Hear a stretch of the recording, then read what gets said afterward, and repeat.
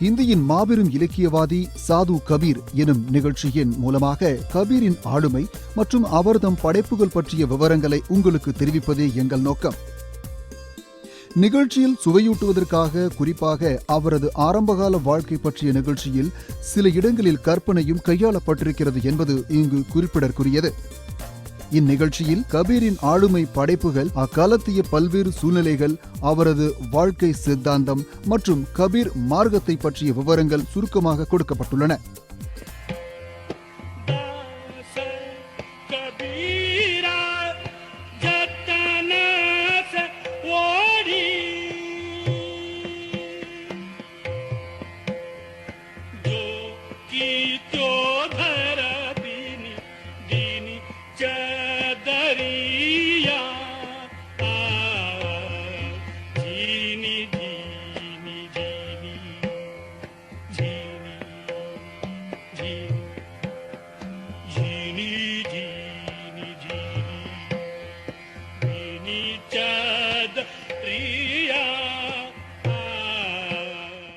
நண்பர்களே வணக்கம். இன்று நாம் சாது கபீரை பற்றி பேசுவோம். கபீர் அவர்தம் காலத்தில் எவ்வாறு பேசப்பட்டாரோ அவ்வாறே 600 ஆண்டுகளுக்கு பிறகு இன்றும் பேசப்படுகிறார். கபீரிடம் அப்படி என்னதான் இருக்கிறது? இன்றும் நாம் எடுத்து வைக்கும் ஒவ்வொரு அடியிலும் கபீர் ஏன் நினைவு கூறப்படுகிறார்? அவரது சாக்கியான், சபத், ரமைனி போன்ற படைப்புகள் இன்றும் நமது காதுகளில் ஏன் ஒலித்துக் கொண்டிருக்கின்றன? அவரை பற்றி பேசவும் சிந்திக்கவும் ஏன் நம்மை தூண்டுகின்றன? உண்மையில் கபீர் பல கோணங்களில் தென்படுகிறார். ஒருபுறம் தமது சீரிய சிந்தனையின் மூலம் உலகை வியக்க வைக்கிறார். ஒருபுறம் பக்தர் கபீராக தோன்றி ஜீவாத்மா மற்றும் பரமாத்மாவின் சூக்குமமான தொடர்பை விளக்கி கூறுகிறார். ஒருபுறம் நிர்குண பக்தியை ஆதரித்து பேசுகிறார். ஒருபுறம் மாயை மற்றும் பிரம்மத்தை பற்றி எளிமையாக விளக்கி கூறுகிறார். ஒருபுறம் சமுதாய சீர்திருத்தவாதியாக நின்று சமுதாயத்தை மூட நம்பிக்கைகளை தகர்த்தெறிய முயற்சிக்கிறார்.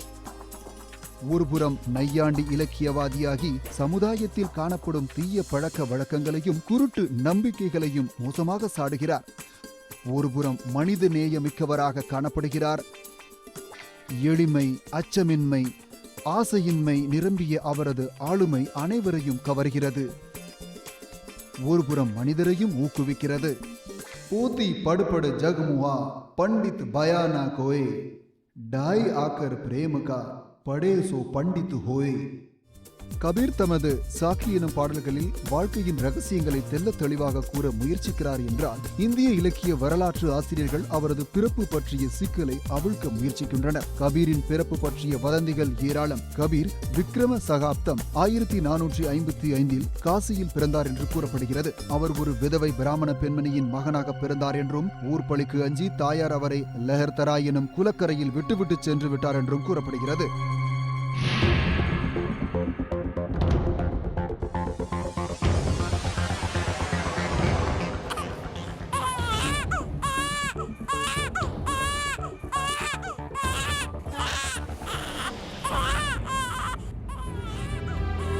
அட, எங்க இருந்தோ குழந்தை அழுகிற சத்தம் கேட்குது.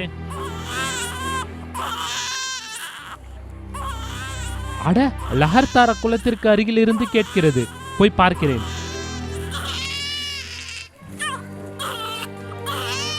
அட, இந்த குழந்தை இங்கே யார் விட்டுட்டு போயிருப்பார்கள்?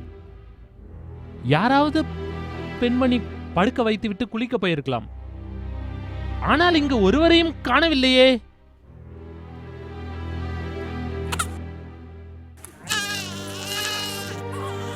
யாராவது இருக்கீங்களா? யாருடைய குழந்தை? வந்து எடுத்துக்கொண்டு போங்க. ஒரு பதிலும் வரவில்லையே. சரி, இனி வீட்டுக்கு எடுத்து செல்ல வேண்டியதுதான். வா வா வா வா செல்லம் வா. அம்மா அம்மா அம்மா அம்மா வா வா வா வா வா வா வா. நீமா, ஓ நீமா. அட, இது என்ன? இந்த குழந்தை எங்க இருந்து கொண்டு வந்தீங்க? யாருடைய குழந்தை இது? அட, கொஞ்சம் பொறுத்து கொள்ளுமா, சொல்றேன் கேள. இந்த குழந்தை லஹர்தாரா குளத்திற்கு அருகில் தனியாக கிடந்தது. ஆனா ஆனா இதை யார் வளர்ப்பா? நாம வளர்ப்போம்.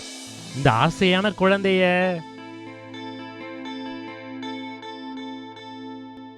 கபீரின் குழந்தை பருவம் மிகுந்த கஷ்டங்களுக்கு இடையே கழிந்தது. வீட்டிலோ வறுமை. நீருவும் நீமாவும் அவர்களது குழந்தை முறையாக துணி நெய்யும் தொழிலை கற்றுக்கொள்ளட்டும் என விரும்பினர். ஆனால் கபீரோ இதற்காக பிறந்தவர் அல்லவே.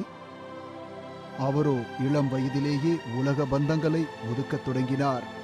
மாயா தீபக் நற்பதம் பிரமி பிரமி இவை படன் கஹே கபீர் குரு ஞானத்தை ஏக் ஆத் உபரன்.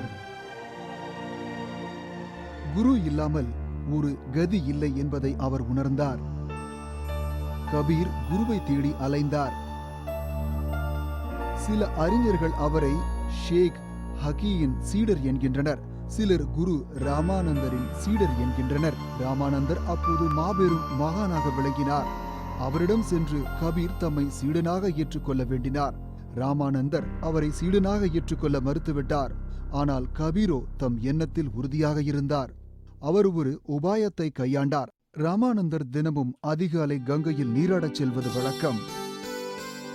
அப்படியிருக்க ஒரு நாள்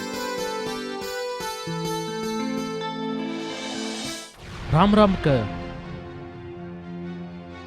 எனக்கு குரு உபதேசம் கிடைத்து விட்டது. ராமநாமே குரு மந்திரம்.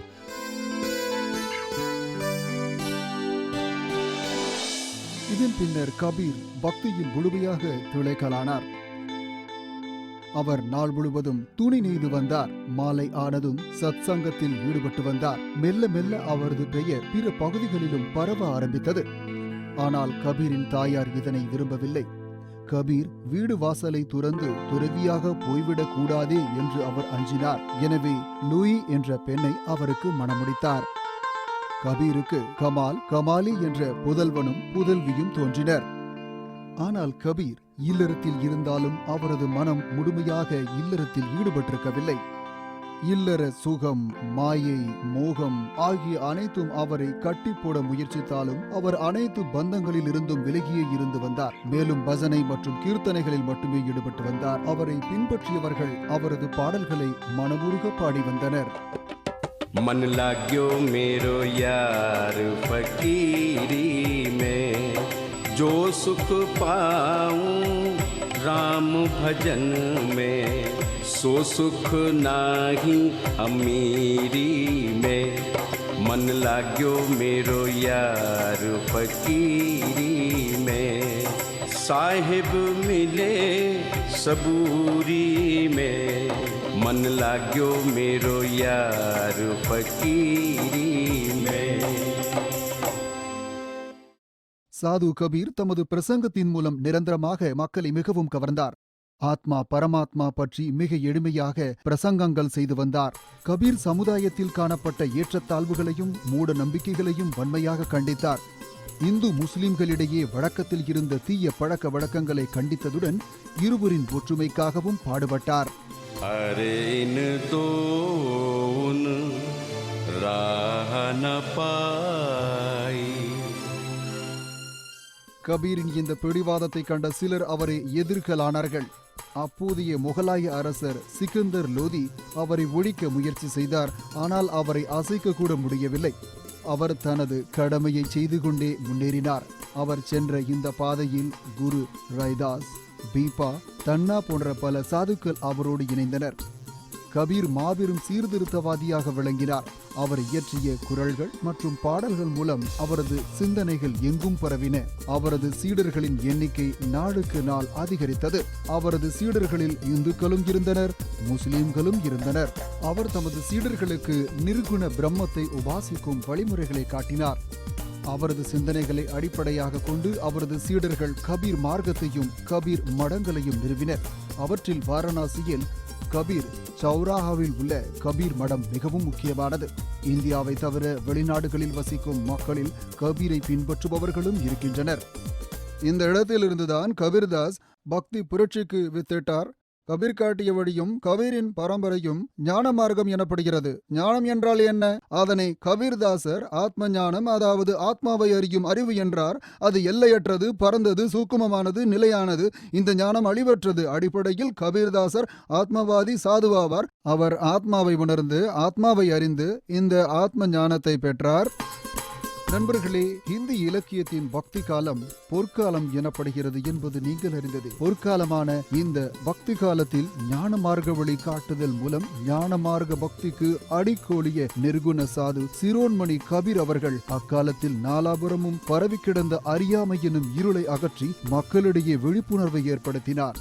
मोरी चुनरी में परी गयो दाग पिया, पंच तत्व की बनी चुनरिया, सो रहे सो बंद लागे जिया, कहत कबीरा दाग तब छुटी है, जब साहब अपनाए लिया.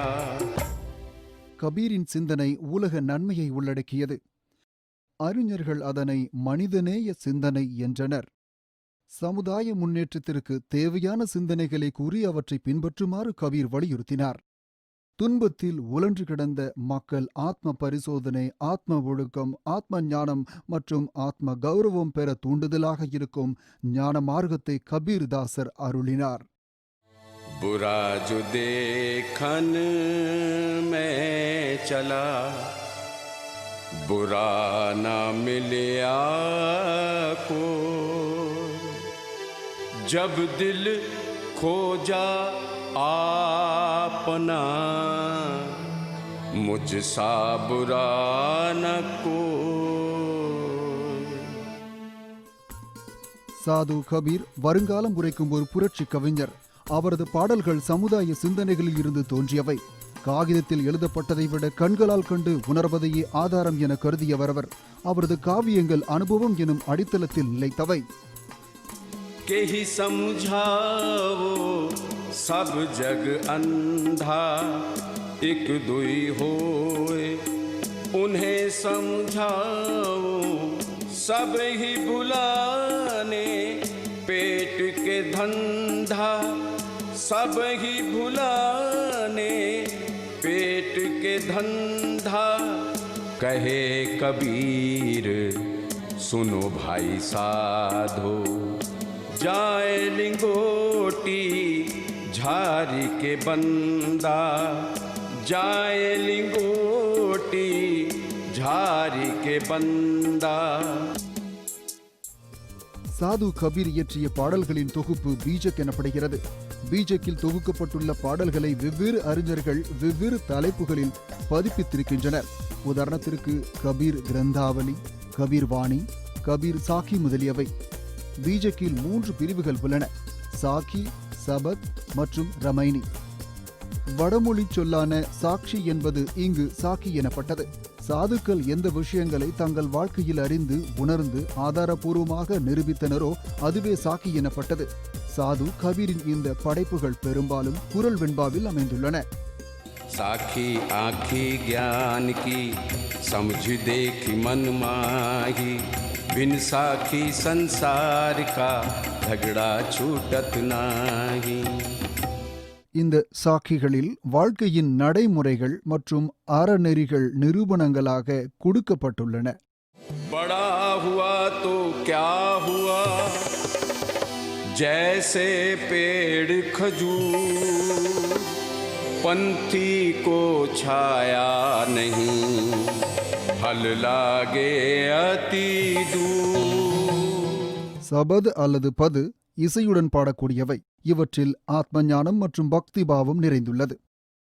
இப்பாடல்களில் ஒரு வரி இருமுறை பாடுவதாக அமைந்துள்ளது. दुल्हन गावहु मंगलाचार, हम घर आए राजा राम भरतार, हम घर आए राजा राम भरतार. दुल्हन गावहु मंगलाचार, सुर 3300 कोटिक आए, मुनिवर सहस 88, कहे कबीर हम ब्याही चले हैं, कहे कबीर हम ब्याही चले हैं, पुरख एक अविनाशी। दुल्हन गावहु मंगलाचार, दुल्हन गावहु मंगलाचार।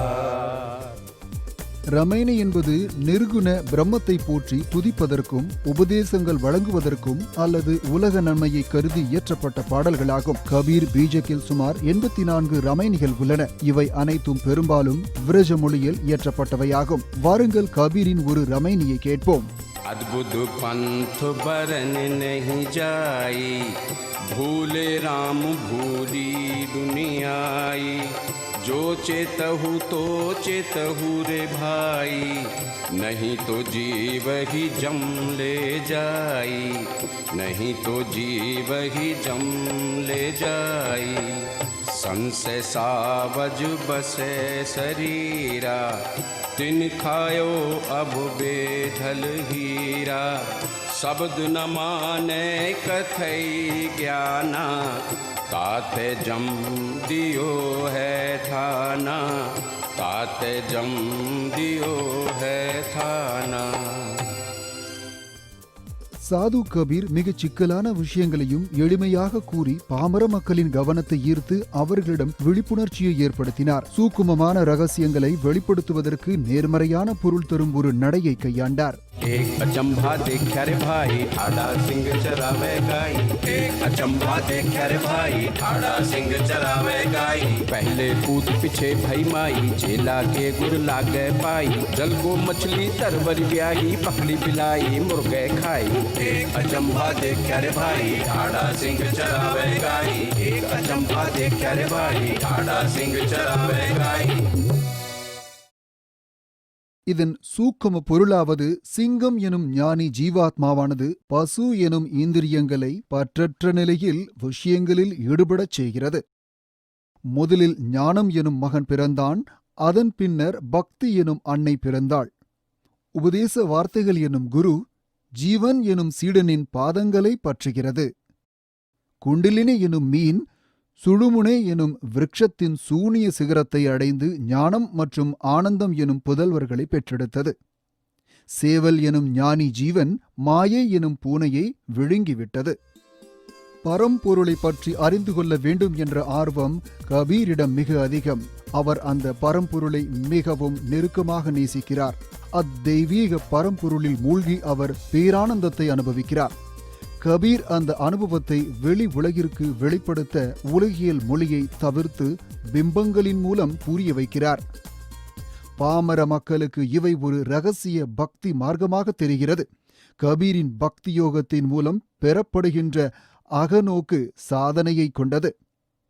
கபீரின் பாடல்களில் ஹட யோகத்தின் தாக்கம் மிக அதிகம். ஒரு ஞானியினால் மட்டுமே அந்த ரகசியத்தை அறிய முடியும். साईं ने पठाया चेला, न्यामत लेके आना। पहली पठावन आटा लाना, हाट बाजार के पास न जाना। टोला टपरी बचा के चेला, झोली भर के लाना। साईं ने पठाया चेला, न्यामत लेके आना। दूसरी पठावन लकड़ी लाना, जंगल झाड़ के पास न जाना। पौधा सूखा बचा के चेला, बोझा बांध के लाना। साईं ने पठाया चेला, न्यामत लेके आना। तीसरी पठावन पानी लाना, गंग जमुन के पास न जाना। पोखरा इनार बचा के चेला, कमंडल भर के लाना। साईं ने पठाया चेला, न्यामत लेके आना. குரு தம் சீடனை சில அரிய பொருட்களை கொண்டு வருமாறு அனுப்புகிறார். உடலை வளர்க்கும் தண்ணீரால் சாத்துவீக குணம் எனும் மாவு சத் சாதனை எனும் நெருப்பில் நன்றாக பக்குவப்பட்டுவிடும். அதாவது ஜீவாத்மா பரமாத்மாவில் நிலைத்துவிடும். சோஹம் பரமானந்த என்ற நிலையை மனம் அடைந்துவிடும். கபீர் நம்முன் வைக்கும் அவரது அனுபவமானது சகுண பக்தியைப் போல அவ்வளவு தெளிவாக இல்லை.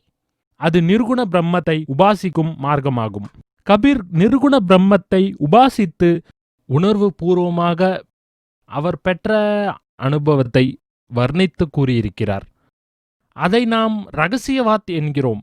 இது உண்மையில் கோடிக்கணக்கான மக்களுக்கும் ஒதுக்கப்பட்ட மக்களுக்கும் இறைவனை வழிபட இயலா மக்களுக்கும் இறைவனை கொடுத்து அவர்களுக்கு ஒரு உபாசனை முறையை கற்பித்து தனது உடலையே ஆலயமாக கருதும் ஒரு வழிபாட்டு முறையாகும். அவரது இச்செயல் ஒரு புரட்சிகரமானது எனலாம். சாது கபீரின் மொழி திறமை மிகவும் சிறப்பானது. சிலர் அவரது மொழி நடையை கிச்சடி பாஷா என்பர், சிலர் சதுக்கடி என்பர். மொழி நடை எப்படி இருப்பினும் அதன் மூலம் அவர் சொல்ல நினைத்ததை மிக தெளிவாகவும் எளிமையாகவும் கூறினார். அவரது மொழியில் ஒரு விறுவிறுப்பு காணப்படும். இதனால் அவரை சொல்லின் சர்வாதிகாரி என்று கூறுவர். சாது கபீரின் சிந்தனைகள் மன இறுக்கம் நிறைந்த இன்றைய வாழ்வில் நமக்கு அமைதியையும் சுகத்தையும் பெற வழிகாட்டுகின்றன. அவைகள் இன்றளவு நமது வாழ்க்கைக்கு பயன் தருவதாக அமைந்துள்ளன. கபீரின் காவிய பயணம் இருவகைப்படும். ஒன்று, உடல் தூய்மையிலிருந்து உள்ள தூய்மை வரையிலான கபீரின் இந்த பயணம் ஆன்ம ஒடுக்கத்தை பாதுகாக்கக்கூடியது.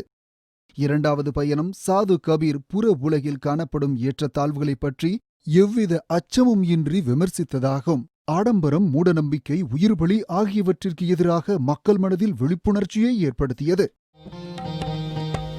कबीरा सोई पीर है जो जाने पर पीर, जो पर पीर ना जानई सो काफिर बेपीर। कबीरा सो काफिर बेपीर।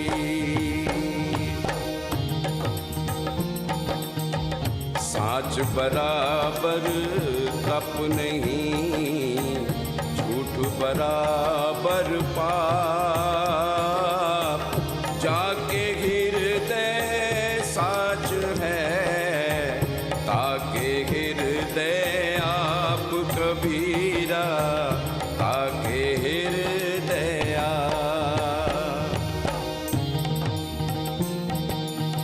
साईं इतना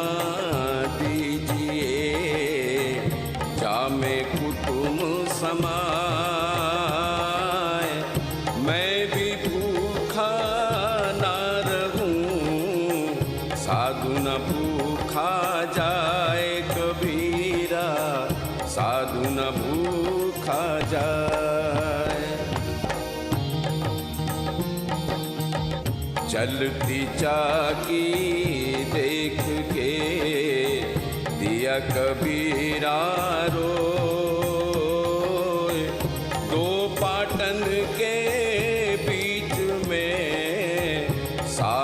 बचा न कोई कबीरा साबुत बचा न को।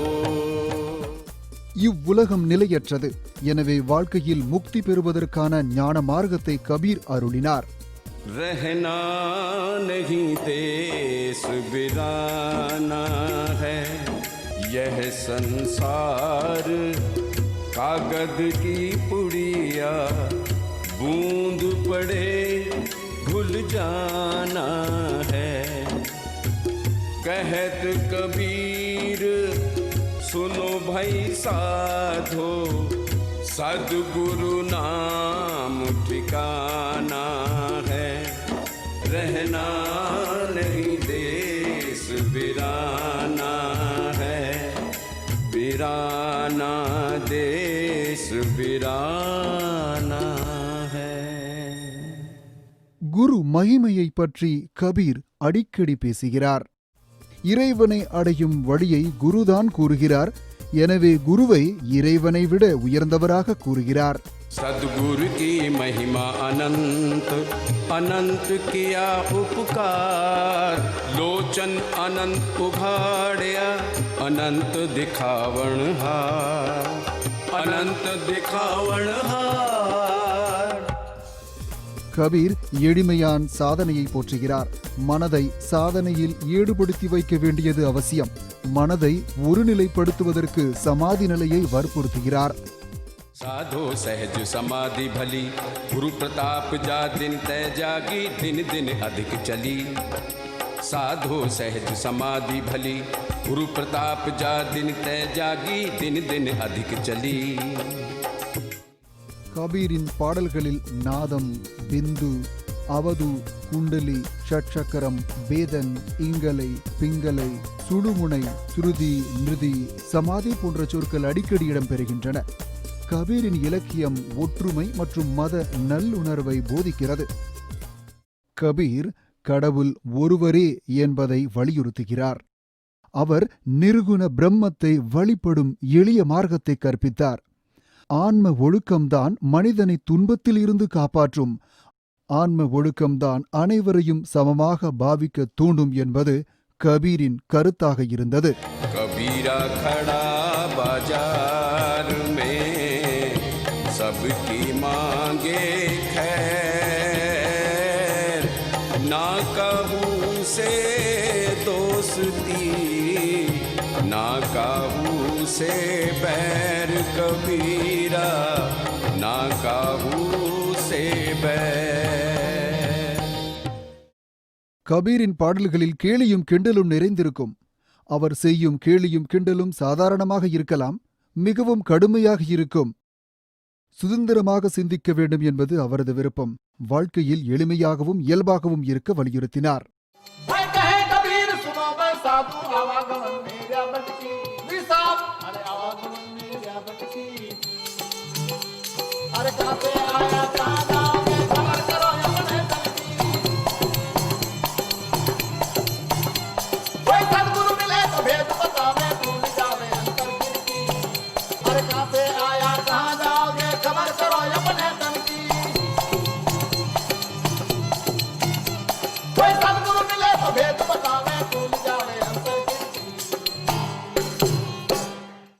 சில நேரங்களில் கபீரின் மனம் வேதனைப்படும்.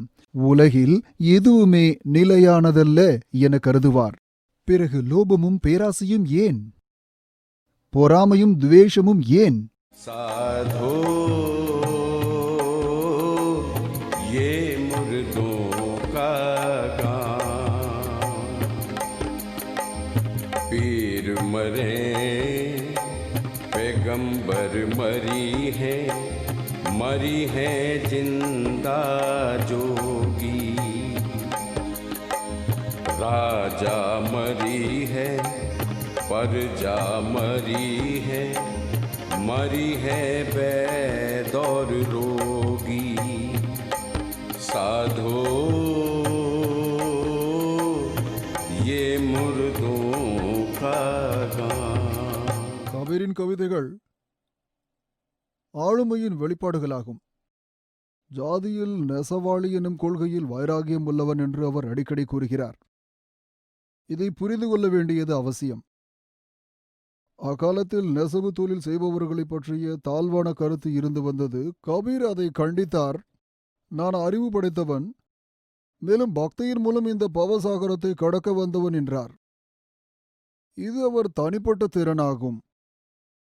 இதில் ஒரு மனிதன் ஜாதியால் மட்டும் அறியப்படுவதில்லை, மதத்தினால் மட்டும் அறியப்படுவதில்லை, அவரது செயலாலே அறியப்படுவான். இது இக்காலத்திய கருத்தையாகும். கபீர் இக்காலத்திற்கும் ஏற்ற கவிஞர். ஒரு விதத்தில் பார்த்தால் அவர் தற்கால கவிஞரே ஆவார். இன்னொரு விஷயம் அவரை பற்றி அறியப்படுவது என்னவென்றால், நையாண்டித்தனம் மூலமாக மக்களை கடுமையாக கேலி செய்து அவர் ஒரு வன்கவி என்ற கருத்து நிலவுகிறது. இதில் ஓரளவு மட்டுமே உண்மை உள்ளது. உண்மையில் கபீர் அன்பை போற்றுபவர் என்றுதான் கூற வேண்டும். இதை அவரே கூறியிருக்கிறார். पिंजर प्रेम प्रकाशिया अंदर भरा उजास मुख कस्तूरी महमही बानी बूटी बास. என் உடலில் அன்பெனும் ஒளி பிரகாசித்தது, அகத்தினுள்ளே ஒளி பரவியது. எனது வாயிலிருந்து கஸ்தூரிம் போல மனம் வீசும் சொற்கள் வெளிவந்தன. கபீரின் பாடல்கள் அன்பை அடிப்படையாக கொண்டவை. மேலும் ஒவ்வொரு செய்தியையும் விவேகத்தின் மூலம் சோதித்தறிந்து தெரிந்து கொள்ள வேண்டும் என்கிறார். வைஷ்ணோ பயா தோ கியா பயா, பூஜா நஹீம் விவேக். அவர் நினைவுபடுத்துகிறார், உங்களிடம் விவேகமில்லை என்றால், நீங்கள் ஒவ்வொரு செய்தியையும் சோதித்தறியவில்லை என்றால் நீங்கள் மனிதர் இல்லை என்கிறார். இதனால்தான் நான் நினைக்கிறேன் கபீர் இன்றளவும் பேசப்படுகிறார், என்றென்றும் பேசப்படுவார் என்பதில் சந்தேகமில்லை. எங்கு உண்மை இருக்கிறதோ அங்குதான் பரம்பொருள் உரைகிறார் என்பது கபீரின் கருத்து. मैं अभय निरंतर पाया साच कहो तो मारन धावे झूठे जगपति आया. சத்தியத்தின் பாதை மிகவும் கடினமானது என்கிறார் கபீர். மேலும் இவ்வுலகில் மாயையை வெற்றி கொள்வது அதனினும் கடினம். இங்கு காணப்படும் அனைத்தும் ஒரு நொடியில் அழிந்து போகக்கூடியவை என்பதை அறிந்து கபீரின் மனம் விரக்தியடைகிறது. कबीरा खड़ा बाजार में दिए लुकाठी हाथ जो घर फूके अपना चले हमारे साथ कबीरा चले हमारे साथ. வாழ்க்கையின் இறுதி காலத்தில் கபீர் மகஹர் சென்றடைந்தார். அங்கேயே விக்ரம சகாப்தம் 1575 அவர் பரம்பொருளுடன் ஐக்கியமானார். நண்பர்களே, ஹிந்தியின் மாபெரும் இலக்கியவாதியான கபீரை பற்றிய சுருக்கமான இந்த விவரங்கள் உங்களுக்கு பயனுள்ளதாக இருந்திருக்கும் என நம்புகிறோம். அதே நம்பிக்கையுடன் உங்கள் அனைவருக்கும் எங்களுடைய நன்றி, வணக்கம். जो भजे हरि को, जो भजे हरि को सदा, जो भजे हरि को सदा, सोई परम